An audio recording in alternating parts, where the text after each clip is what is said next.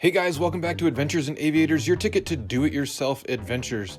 This is our hiking series in Colorado, and today we are at a real locals favorite. We are at Red Rock Canyon Open Space. As we always do, we're going to be ranking this on 5 different categories. That is location, trail traffic, plants and wildlife, facilities, and the payoff.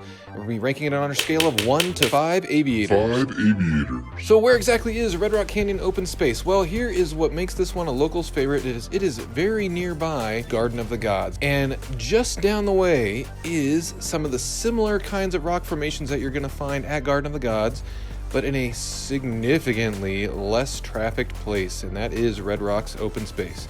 So, where exactly is Red Rock Canyon Open Space? It is here really in the heart of Colorado Springs.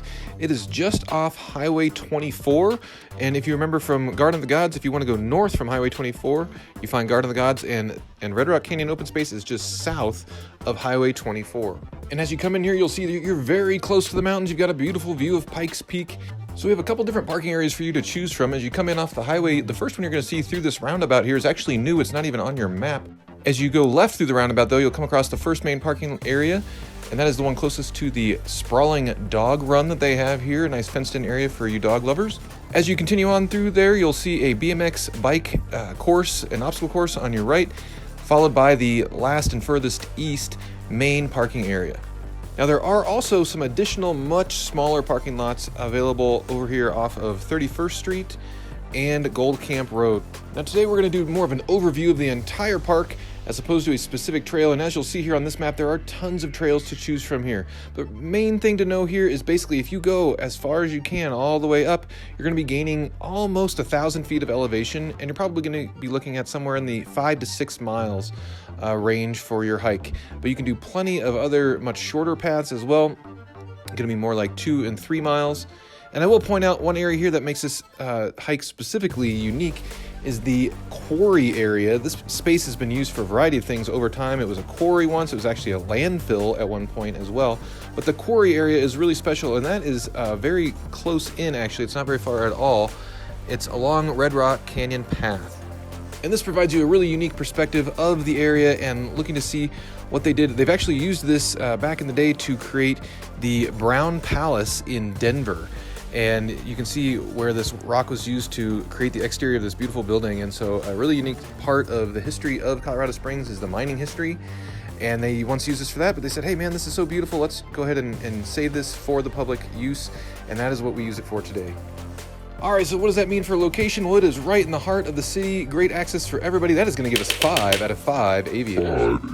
So for trail traffic, I mentioned that this is a local favorite, and it definitely is, and you're going to have to think about this in comparison to the 6 million plus people that visit Garden of the Gods each year, and this has considerably fewer people. You can't drive through the park like you can at Garden of the Gods, but on the weekends, there's a reason that these parking lots are as big as they are. This place can really fill up, and it is hugely popular. It also, of course, has that dog run. It's got stuff for everybody here. We do have mountain biking as well, so watch out for mountain bikers on all of these paths as well. During the weekdays and off times, off season, here you can see some of these are during the winter months.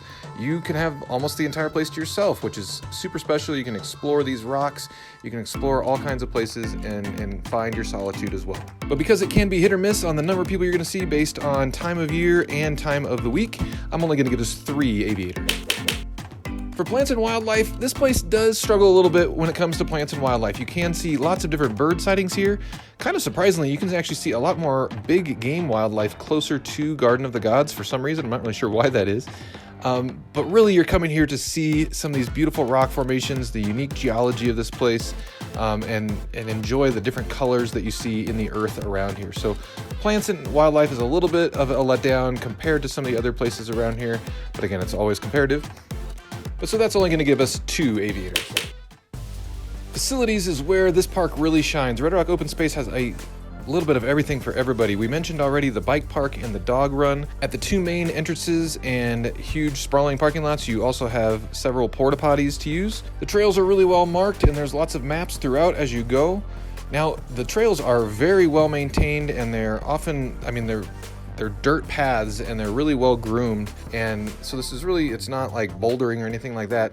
That said, during certain times of year, such as January 2024, you can, if you are here during some melt and thaw, some of these dirt paths can get really, really muddy.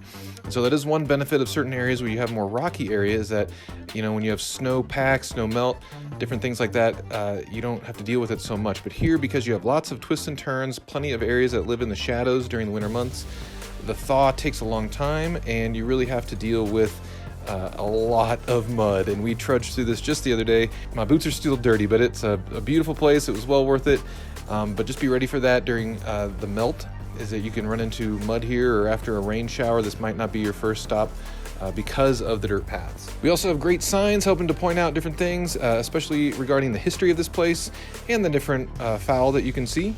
So for all of these reasons, this gets the illustrious 5 out of 5 aviators. And finally, we get to the Payoff, and you can see why this is such a beautiful place and so popular to local Colorado Springs residents here. Is you have so many of these big, huge red rock faces sticking out of the ground, very similar to Garden of the Gods, just down the way.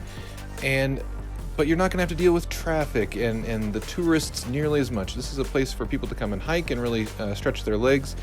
And you get a variety of views really all throughout. As you gain that elevation, as you go further south through the park, you get beautiful views of the city, of Garden of the Gods, and you've got, of course, Pikes Peak just looming over you the entire time as well. All that said, it's not quite as grand, quite as big as some of the places over at Garden of the Gods, and you're not going to be in the mountains like in other places like North Cheyenne Canyon, but it is a great spot, close to so many people, and I definitely recommend this. I'm going to give this 4 out of 5 aviators for the Payoff.